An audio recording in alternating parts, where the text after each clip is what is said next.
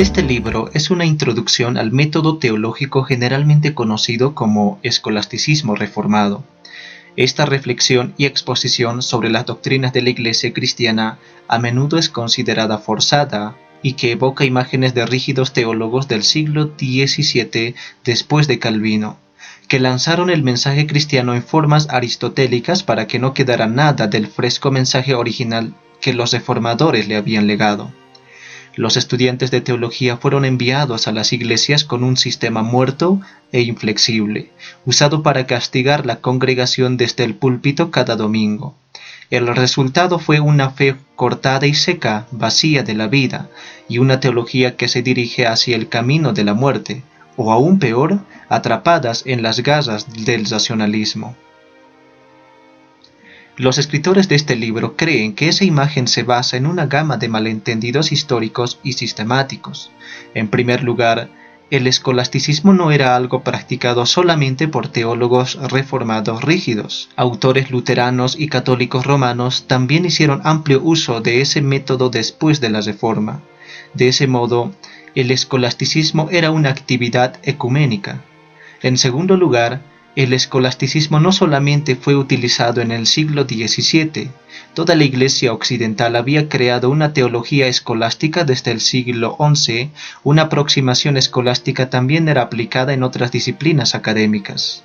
El término escolasticismo, por tanto, no debería estar tan asociado así con el contenido, sino con el método, una forma académica de argumentación y disputa. De ninguna forma esto es la única visión sobre el escolasticismo. Nuestra perspectiva positiva es combatida por aquellos que argumentan que las afirmaciones de fe no deben tolerar cualquier tipo de método escolástico de pensamiento, o de que el escolasticismo envuelve una distorsión racionalista del testimonio bíblico. Otros se preguntan cómo el escolasticismo se relaciona a los reformadores. ¿Será que ellos no hayan roto con el escolasticismo? ¿Será que eso no era simplemente un retorno a las tinieblas de la Edad Media? Otros cuestionan el valor del escolasticismo para el presente. ¿Será que no estaríamos lidiando apenas con una reliquia del pasado, o será que podría ayudarnos a atravesar los varios impases teológicos y ecuménicos hoy? Estas son cuestiones que serán tratadas en este libro. Esta introducción, así, se resume a las cuestiones de continuidad y discontinuidad. ¿Será que hubo un quiebre radical entre el mensaje de los reformadores y la teología de la Edad Media? ¿Y era entonces la teología de la ortodoxia protestante una traición del mensaje original de la Reforma? Al cuidarse de esos asuntos, este libro abre el camino para los dos lados del debate. Sin saltar a las conclusiones de nuestro estudio, queremos tocar sobre por qué consideramos que es muy importante el estudio del escolasticismo reformado. Primeramente, la universalidad del escolasticismo reformado. En segundo lugar, su sentido histórico teológico y finalmente, su relevancia teológica sistemática. Por la universalidad del escolasticismo reformado, queremos decir que los que practicaron buscaron de forma explícita permanecer dentro de la tradición de toda la Iglesia. Ellos no tenían pretensión alguna de promover una originalidad o de desenvolver una verdadera doctrina. Como estudiantes de los reformadores, querían desenvolver una teología en la cual hubiese una vasta reflexión sobre el centro del Evangelio, con todas sus implicaciones. Ellos se colocaron en línea con la teología de todos los tiempos y se involucraron en una reflexión teológica juntos con todos los santos. No solo miraron al pasado, sino que también al futuro. Los escolásticos reformados pretendieron contribuir para la existencia continua de la Iglesia en el futuro. Es necesario prestar atención al escolasticismo reformado a partir de una perspectiva histórica teológica, conforme el interés recientemente ha sido mostrado en la historia de la teología reformada después de la Reforma. Diferentes abordajes pueden ser tomados, tanto históricas como sistemáticas. La tarea del historiador es ahondar en autores y en sus respectivos escritos en términos del relacionamiento que tuvieron con eventos anteriores, contemporáneos o posteriores. El análisis y la evaluación del contenido y de la intención, como también de la coherencia de varios puntos de doctrina, son más sistemáticos en su naturaleza. Los autores de esta introducción creen que una combinación de esos dos abordajes es algo deseable y varias veces aún hasta necesaria. Ese periodo en la historia del protestantismo reformado conecta la teología reformada del presente con la de la Reforma y con la teología de todos los tiempos. Finalmente, estamos convencidos de que la teología sistemática actual se sirve de un conocimiento profundo de la teología de ese periodo. Mencionamos tres importantes factores. Primero, el intento de unir la teología sistemáticamente con la práctica de la fe, por ser el más importante de todo, como por ejemplo en la reforma posterior holandesa, Nadere Reformatie.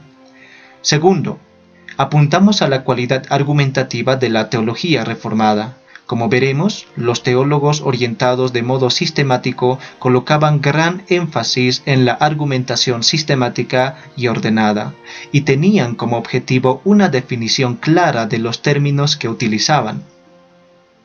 Con gran cuidado explicaban en sus tesis los términos que usaban y percibían los diversos significados que un único término podría tener. Los escolásticos reformados no se limitaban apenas a un aspecto de la teología, sino que veían cada parte en relación al todo. Las respuestas para una única cuestión no podrían estar en conflicto con las de otra. Lo que era argumentado en conexión con la doctrina de Dios no podría estar en conflicto con el que ya había sido expuesto para la doctrina de la providencia. Tercero, la teología escolástica era practicada en conexión íntima con otras disciplinas, tales como la filología, la exégesis, la filosofía y así por delante. Las posiciones tomadas en este contexto eran exhaustivamente definidas. No bastaba simplemente producir la visión de otro, era dado espacio para las contraargumentaciones y objeciones. Eso era un reconocimiento explícito o implícito de que diferentes métodos podrían ser seguidos para explicar diferentes puntos teológicos de doctrina. La teología escolástica no era ni un ropaje rígido de doctrina, tampoco una herejía cazabrujas, sino apuntando al análisis de la posición de alguien, así como para las de otro, y aclarando las implicaciones de un determinado punto de vista. Esos tres factores, práctica de la fe, cualidad argumentativa y relacionamiento con otras disciplinas, pueden de la misma manera ser provechosas para la práctica de la teología sistemática en los días actuales. Antes de adentrarnos en los temas citados encima, debemos, en una buena manera escolástica, definir primero algunos de los términos frecuentemente usados en este libro: ortodoxia y escolasticismo, así como escolasticismo reformado, que es una descripción más estrecha del tema de este libro. El término ortodoxia se usa para referirse, en primera instancia, a un cierto periodo de la historia del protestantismo después de la Reforma, y se extiende tanto a los desarrollos luteranos y reformados. Este periodo se extiende entre los siglos XVII y XVIII. A la luz del significado original de esa palabra, podemos decir que ella posee diferentes matices. Como doctrina correcta y visión, en el griego ortos, correcto, y doxa, visión. La palabra apunta a un cierto contenido que debe ser defendido en oposición a las visiones erróneas. Como resultado, la palabra ortodoxia también posee un sentido normativo, en el cual una fuerte conexión se establece con la enseñanza de la Iglesia a lo largo de las eras. El término ortodoxia también puede establecer una fuerte conexión entre la teología sistemática y los documentos confesionales de la Iglesia. El término ortodoxia difiere del escolasticismo, pues el primero pertenece al campo del contenido correcto, en cuanto que el último se destina al método académico. Los significados de estos términos no son coincidentes. En este libro usaremos el término ortodoxia como la descripción de un periodo en la historia de la teología que va del siglo XVI hasta el siglo XVIII. Cuando hablamos de la ortodoxia reformada, nos referimos a aquella corriente dentro de la ortodoxia conectada a las confesiones reformadas. Al usar este término, no estamos afirmando si un teólogo particular realmente se conforma o no a las confesiones reformadas. Apenas deseamos indicar que el teólogo en sí estaba convencido de que sus visiones estaban de acuerdo con las confesiones reformadas. El término escolasticismo se deriva de la palabra griega schole, la cual originalmente significaba tiempo libre, pues la instrucción en la filosofía originalmente era seguida en el tiempo libre de una persona. A partir de eso, schole pasó a ser usada para todo aquello que pertenecía a la educación. La palabra latina schola recibió el mismo significado. En la cultura romana, scholasticus se refería a una persona dedicada a la ciencia en el sentido amplio del término, a quien hoy en día llamamos de académico. Al inicio de la Edad Media, el término scholasticus se refería a una persona conocedora o a alguien que recibió instrucción en una escuela. De manera general, el líder de una escuela era tratado con la misma palabra. En el periodo del Renacimiento y de la Reforma, el término scholasticus era utilizado de diferentes formas. Por ejemplo, los estudiantes de la Academia Schola Pública, instituida por Calvino en Ginebra, eran llamados de scholastici. Aún así, Calvino también usó el término scholastici de una manera completamente diferente, negativamente, dándolo un valor en términos de contenido. Esta ambivalencia en el tiempo escolástico también se puede encontrar en los escritos de los representantes de la ortodoxia. Aunque en sus obras dogmáticas los escritores de ese periodo tenían barandillas contra la teología escolástica, en las mismas obras y algunas veces aún en el mismo capítulo, uno puede encontrar una defensa del escolasticismo. En el primer caso, el término escolástico se dirigía al contenido de la teología medieval tardía. En el último caso, la referencia se da a la teología como fue practicada en las academias y universidades reformadas. Cuando la ortodoxia perdió su antiguo lugar de prominencia al final del siglo XVIII, la palabra escolástico fue usada casi exclusivamente en un sentido negativo, como una referencia al contenido. Ese sentido negativo persistió hasta el presente. Con todo, ha sido cuestionado si el término escolástico puede ser correctamente definido en términos de contenido.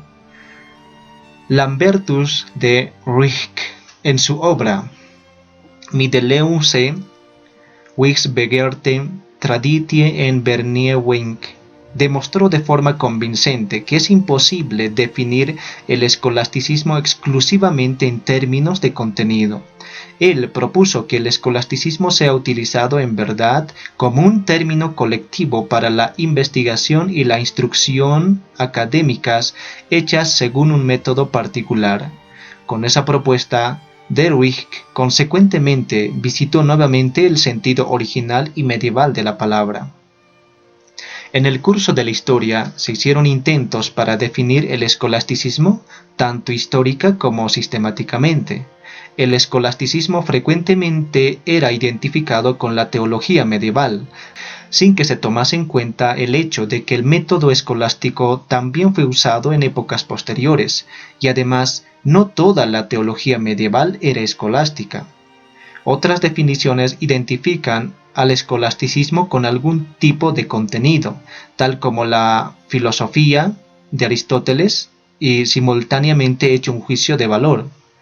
De Rijk se opuso a todas esas definiciones y enfatizó el carácter didáctico y metodológico del escolasticismo. Primeramente, él consideró el escolasticismo como un método que se caracteriza tanto en el nivel de la investigación como también en el de la enseñanza, a través de un uso permanente y recurrente de un sistema de conceptos, distinciones, definiciones, análisis proposicionales, técnicas argumentativas y método de disputa. La actitud crítica de Rijk contra las definiciones existentes del escolasticismo también fue compartida por Ulrich Leinzle. Además, también era un crítico de Dewey. Lensle consideraba inoportuno en términos históricos utilizar la expresión escolasticismo como significando un término colectivo para el método académico medieval. Según Lensle, tal definición solo era útil cuando el método pueda ser cuidadosamente definido, pero los teólogos medievales raramente trataban de su propio método. Solamente a partir del siglo XVI en adelante es posible encontrar tratamientos sistemáticos del método. Lensle prosiguió y afirmó que el método en la Edad Media era un concepto bastante complejo, dependiendo enteramente en el cambio constante del concepto de erudición durante el periodo medieval. La tesis más importante que defenderemos en esta obra es la de que el término escolástico se refiere por sobre todo al método, sin implicaciones directas en cuanto al contenido. Pertenece a los métodos de disputa y raciocinio que caracterizan al escolasticismo, en contraste con otras formas de hacer teología. Lo que se sigue se volverá claro a nuestro entendimiento sobre el escolasticismo, que está en línea con la definición de Dewey.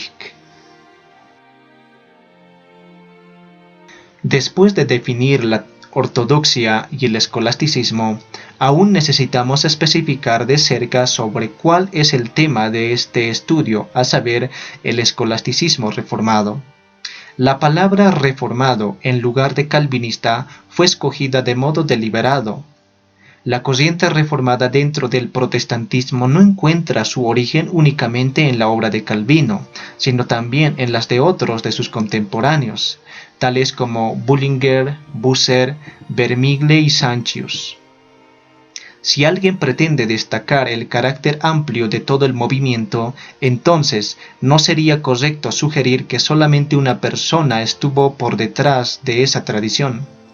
Es por esa razón que no hablamos de escolasticismo calvinista, sino de escolasticismo reformado. Además, el adjetivo reformado no debe ser entendido como sugiriendo que los reformados desenvolvieron su propio método escolástico distinto de las otras formas de escolasticismo. La diferencia entre el escolasticismo católico romano, luterano y reformado no reside en el método, sino en el contenido. A partir de lo que fue dicho, el lector puede percibir que los términos escolasticismo, ortodoxia y reformado no pueden ser identificados uno con el otro. El escolasticismo se refiere a un método y no debe ser confundido con algún contenido específico. En contraste, ortodoxia se refiere a un periodo particular de la historia ligado a un contenido específico y no tiene nada para decir sobre el método. Con todo, la ortodoxia no debe ser tenida como sinónimo del término reformado, ya que también uno puede hablar de ortodoxia judía, luterana o romana. Reformado se refiere al contenido teológico ligado a las confesiones reformadas. Además, la teología reformada no puede ser igualada con la teología escolástica. El hecho de que los teólogos reformados y académicos hayan utilizado el método escolástico no quiere decir que este era el único método que ellos emplearon. Tampoco que solamente los teólogos del periodo de la ortodoxia que usaron el método escolástico sean considerados como teólogos reformados. Sobre todo, el método escolástico fue utilizado para abordar la teología en un nivel académico. En otras obras de otros autores reformados, raramente, si es que existe, se encontrarán elementos del método escolástico, tales como las distinciones aristotélicas o medievales. Es evidente que eso también era verdad en cuanto a las obras no académicas, tales como las obras de piedad o para la instrucción catequética, siendo también verdad para las obras de una naturaleza exegética y filosófica. En resumen, el escolasticismo reformado se refiere a la teología académica de las escuelas, como practicadas en el periodo de la ortodoxia, usando el método escolástico en la exposición de la doctrina y en cuanto al contenido ligado a las confesiones reformadas.